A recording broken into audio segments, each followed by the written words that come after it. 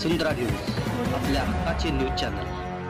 कोरोचीत मारामारी, परस्पर विरोधी तक्रारी दाखल, 12 जणांवर शहापूर पोलीस ठाण्यात गुन्हा।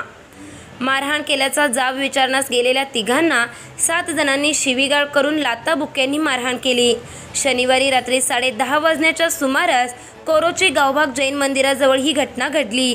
या प्रकरणी ओमकार महादेव चव्हाण वय 21 राहणार इंदिरानगर कोरोची याचे फिर्यादीनुसार 7 जणांवर शहापूर पोलीस ठाण्यात गुन्हा दाखल करण्यात आला आहे।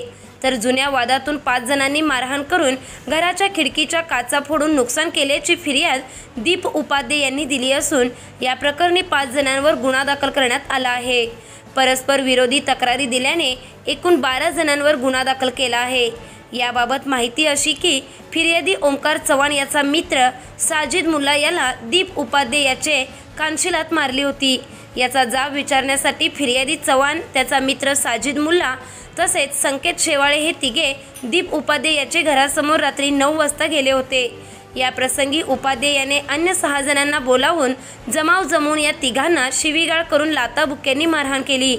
त्यानुसार दीप उपाध्ये, अरुण शेट्टी, अक्षय शेट्टी, दीपक तेली, अभि गुरव, रणजित शिंदे, सुशांत पाटील सर्व राहणार कोरोची यांच्यावर गुन्हा दाखल करण्यात आला आहे।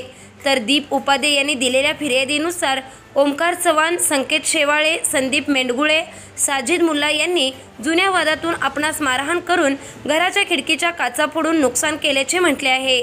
त्यानुसार संबंधितांवर गुन्हा दाखल करण्यात आला आहे। चॅनलला सबस्क्राइब करा आणि परिसरातील ताज्या घडामोडी सर्वात आधी बघण्यासाठी बेल आयकॉनला क्लिक करा।